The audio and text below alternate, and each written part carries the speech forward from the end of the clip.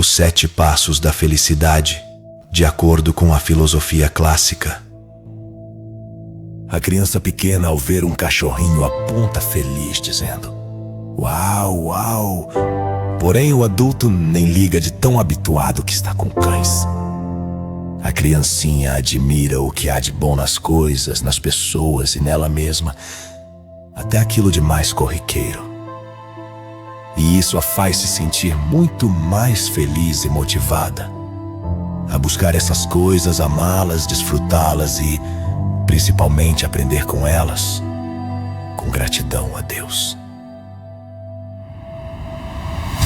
Assim, de nada adiantará você ter tudo de bom ao seu redor, se você lançar em tudo um olhar adulto dessensibilizado de desprezo apenas pelo que é bom já ter se tornado ordinário. O assombro admirado é o princípio da curiosidade filosófica, da sabedoria e de uma boa vida, como diria Aristóteles. Por outro lado, a inveja e o desdém são fonte de contínua infelicidade. E elas não permitem o sujeito aprender com quem sabe mais do que ele. Então, hábito número 1: admiração.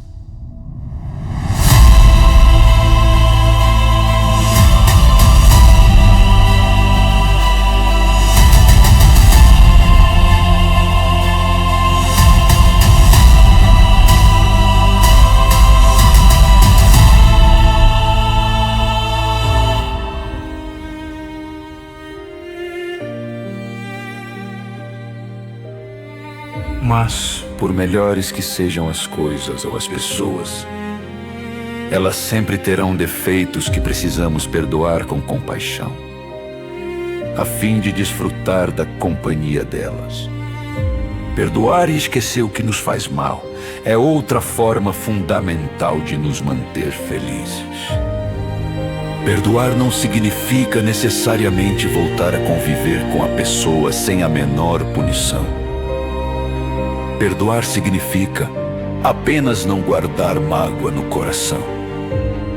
Acredite, você não precisa da dor da mágoa para buscar a justiça quando necessário.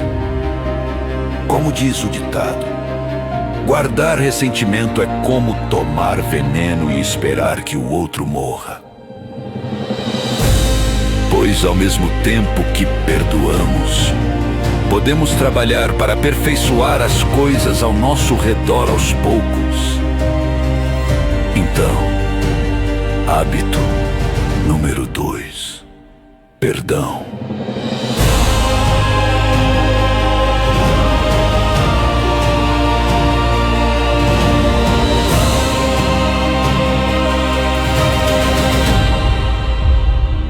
Mas nessa busca por aperfeiçoar as coisas, quando estamos vencendo, é fácil nos manter motivados. O difícil é se manter assim quando estamos perdendo. Ora, a vitória é uma oportunidade de nos fortalecer externamente. Porém, a derrota é uma oportunidade de nos fortalecer internamente, em resistência à dor e em sabedoria. Ora, não sabemos quais desafios o futuro desconhecido nos trará. Por isso, precisamos sempre nos fortalecer, tanto por fora quanto por dentro, para estarmos preparados para seja lá o que vier. Assim, o sujeito que busca a força em geral, seja externa ou interna, quer ele perca, quer ele ganhe, ele está sempre ganhando, isto é, sempre se fortalecendo. Seja por fora em conquistas ou por dentro em resiliência, aprendizado, paciência e outras virtudes. E como está sempre ganhando algo, ele está sempre motivado a prosseguir. Em contraste, o sujeito que crê já ser suficientemente bom por dentro tem extrema dificuldade em aceitar a derrota, que o lança na depressão ou na cólera. Portanto, hábito número 3: fortalecimento.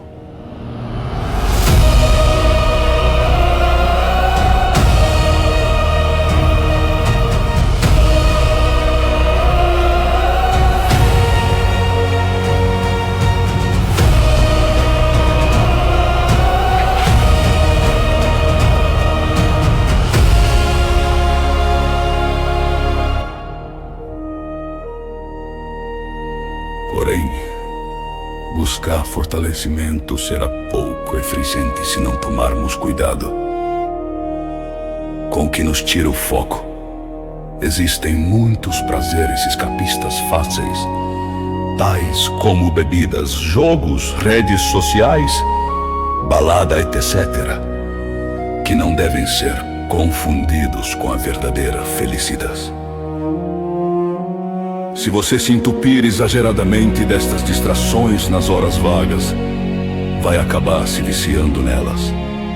Daí, você ficará lembrando desses prazeres baixos nas horas de trabalho ou estudo e vai procrastinar. Essa dependência emocional vai dificultar muito que você se fortaleça e atinja níveis maiores de felicidade. Porém, como se livrar dos vícios? Pense em algo que você jamais faria sob hipótese alguma. Por exemplo, relações com um familiar de primeiro grau, cometer crime hediondo contra uma criança inocente, campos de concentração, maltratar um animal, experimentos humanos, etc. Note que, se você é uma pessoa normal, essas coisas lhe despertam um sentimento de abominação, como uma profanação de um direito ou leis sagrados, e você tende a não se distrair cogitando nessas monstruosidades.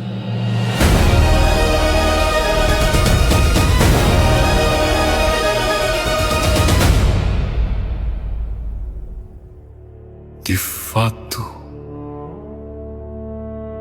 nosso cérebro divide as regras em dois tipos: as que podem eventualmente ser burladas, como contar uma mentirinha para fugir do trabalho, e aqueles princípios sagrados que só pensar em questioná-los já soa como uma profanação.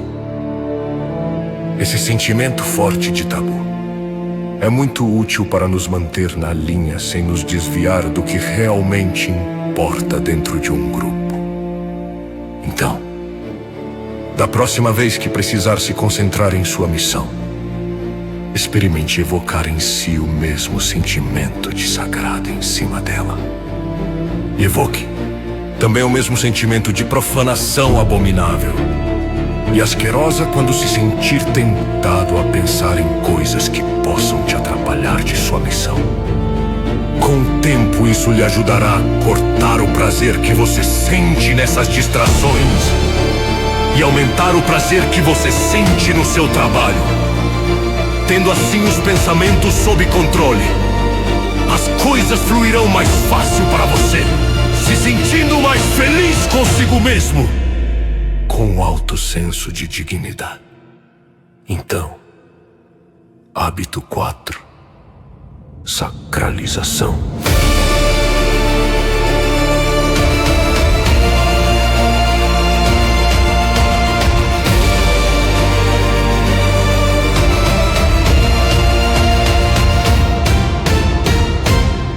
Mas imagine que agora você já tem uma grande meta sagrada neste mundo para dar sentido e alegria à sua vida. Ora, tudo neste mundo é efêmero e imperfeito. Portanto, esta meta também só poderá dar um sentido efêmero e imperfeito à sua vida. Isto é, apenas se seu propósito de vida tiver, de alguma forma, uma continuidade após a vida em um outro mundo ideal. É que seu sentido ou propósito será eterno e perfeito. De fato, é bem difícil para pessoas normais se sentirem realmente felizes quando pensam que tudo e todos que amam vão um dia simplesmente desaparecer. Mas será isso um fato? Feliz ou infelizmente, não podemos provar que é improvável estarmos em uma ilusão, uma simulação ou uma Matrix. Pois toda prova de que isso é improvável já teria de ser assumida como real. O que seria uma falácia de petição de princípio, Assim, sempre há no mínimo 50% de chance desta não ser a realidade raiz, e sim uma ilusão dentro de outra realidade oculta. E se considerarmos o caráter fractal do universo, podemos dizer que a probabilidade desta não ser a realidade raiz é extremamente alta. E esse tipo de esperança, para quem consegue tê-la, é uma grande fonte de felicidade, a maior delas, nesta perspectiva. Então, hábito 5: espiritualidade, para quem for chamado a tê-la. Por fim, de que adianta estar alegre se não há com quem compartilhar a alegria? É próprio de quem se sente feliz desejar também a alegria dos demais. De fato, nunca vi alguém querer fazer o mal porque estava feliz e satisfeito. Só vi gente fazendo o mal porque estava se sentindo frustrada e insatisfeita. É como se a punição aos maus fosse tão rápida que viesse antes mesmo de cometerem a maldade. Ou como se ser mal já fosse uma punição em si mesma. Afinal, os que buscam o bem de todos a longo prazo tendem a ter mais amigos para vencer do que aqueles que visam o bem só de si ou de seu grupinho. E ao ajudarmos outras pessoas a encontrarem o caminho de uma boa vida, aprendemos com os erros e acertos delas, o que já é em si um grande tesouro, ainda que em nada mais elas nos retribuam depois. Pois a amizade de verdade vai além de um mero coleguismo em momentos de lazer. Ela é um compromisso de fortalecimento mútuo e de aprendizagem. Afinal, se nosso entorno for mal educado, certamente não seremos tão felizes quanto podemos ser, portanto. Hábito 6: discipulado.